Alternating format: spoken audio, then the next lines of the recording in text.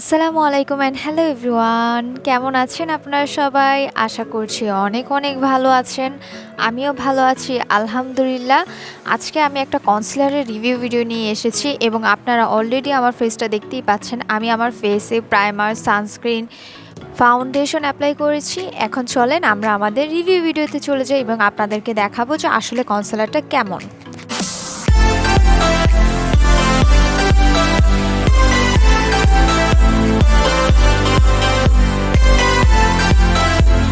So এই হলো সেই কনসিলারটা যেটার আজকে আমি রিভিউ ভিডিও আপনাদের সামনে দেখাবো। আর এই কনসিলারটাকে মোটামুটি অনেকেই চিনেন। এটা হচ্ছে জুভিয়াসের একটা কনসিলার। জুভিয়াসের অলরেডি ফাউন্ডেশনের রিভিউ আমি করেছি এবং আমার one of the most favourite foundation জুভিয়াসের। এখন আমরা দেখব যে আসলে কি জুভিয়াসের কনসিলারটা পারচেস করা ওর্থ করে কিনা। আর এটা দেখেন কত বড়, মানে একটা রিভলিউশনের যে ফাউন্ডেশন সেটা সমান প্রায়, অনেক বড় একটা কনসিলার। আমার মনে হয় ইজিলি এটা 1 বছর ইউজ করা যাবে যদি আপনারা প্রায়ই মেকআপ করে থাকেন তবুও। আর আমার শেড এখানে হচ্ছে 23। এখন আমি এটা খুলে দেন হচ্ছে আমার আইস এরিয়া এবং যে জায়গাগুলোতে আমার ডার্ক সার্কেল পিগমেন্টেশন আছে সেই এরিয়াগুলোতে আমি অ্যাপ্লাই করব। জুভিয়াসের এই কনসিলারটা নিয়ে আমি অনেক রিভিউ দেখেছি। সো আমি ভাবলাম কেননা এই কনসিলারটা ট্রাই করে দেখা যাক যে আসলেই এই কনসিলারটা নিয়ে যে এত হাইপ এটা কি ওর্থ করে কি না।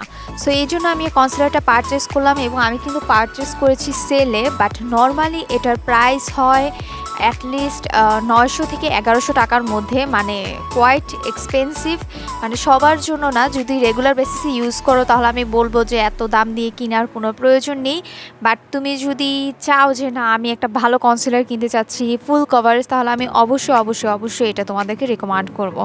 আমি আমার ফেসের এক সাইডে একটা ব্রাশ দিয়ে ব্লেন্ড করছি এবং অপর সাইডে আমি একটা বিউটি ব্লেন্ডার দিয়ে ব্লেন্ড করবো। বাট আমি যে ব্রাশ দিয়ে ব্লেন্ড করছি তোমরা জাস্ট এটার কভারেজটা দেখো, যে জাস্ট ব্লেন্ড করার পর আমার যত ডার্ক সার্কেল আছে সব কিছু হাইড করে দিয়েছে। দুই পাশে ডিফারেন্স দেখলে তোমরা বুঝতে পারবে।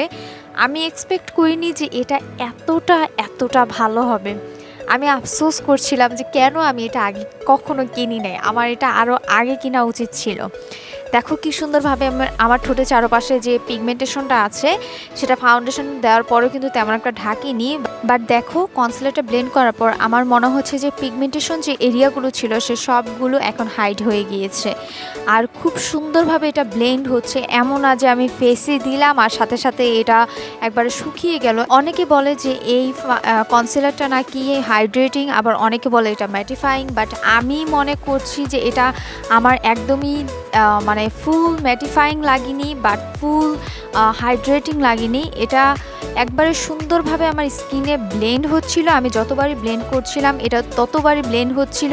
আর আমি যখন লুজ পাউডার দিয়ে এটা সেট করেছি খুব সুন্দরভাবে এটা সেট হয়েছে। সো আমি এটাকে বলবো যে নর্মাল টাইপ, মানে একবারে বেশি হাইড্রেটিংও না, একবারে বেশি ম্যাটিফাইংও না, খুব সুন্দরভাবে ব্লেন্ড হয় এমন একটা কনসিলার এটা। আর ফুল কভারেজ। আমি যে অন্য সাইডে স্পঞ্জ দিয়ে ব্লেন্ড করেছি তোমরা জাস্ট দেখো দুই পাশের কোনো কিন্তু ডিফারেন্স নাই। অন্যান্য যদি আমি কনসিলারগুলো এভাবে ইউজ করতাম তাহলে দেখা যায় কি যেটা আমি স্পঞ্জ দিয়ে ইউজ করেছি সেটা কম কভারেজ, আর যেটা ব্রাশ দিয়ে ইউজ করেছি সেটা বেশি কভারেজ দেখা যায়। বাট এই কনসিলারটা তুমি দেখো, এই কনসিলারটার দুই পাশে এত সুন্দরভাবে ব্লেন্ড হয়েছে এবং এত ভালো কভারেজ দিচ্ছে। যাদের অনেক হাইলি ডার্ক পিগমেন্টেশন বা ডার্ক সার্কেল আছে তাদেরকে আমি হাইলি এটা রিকমেন্ড করব যে তোমরা মাস্ট এই কনসিলারটা ইউজ করবে। এই কনসিলারটা একবারে ফুল তোমার সব কিছু হাইড করে দিবে ফেসের এবং তোমার মেকআপটা লং লাস্টিং রাখবে।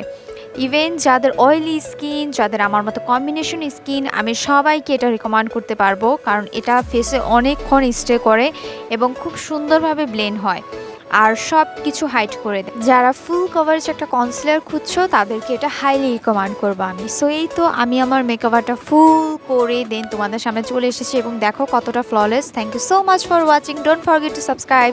টাটা।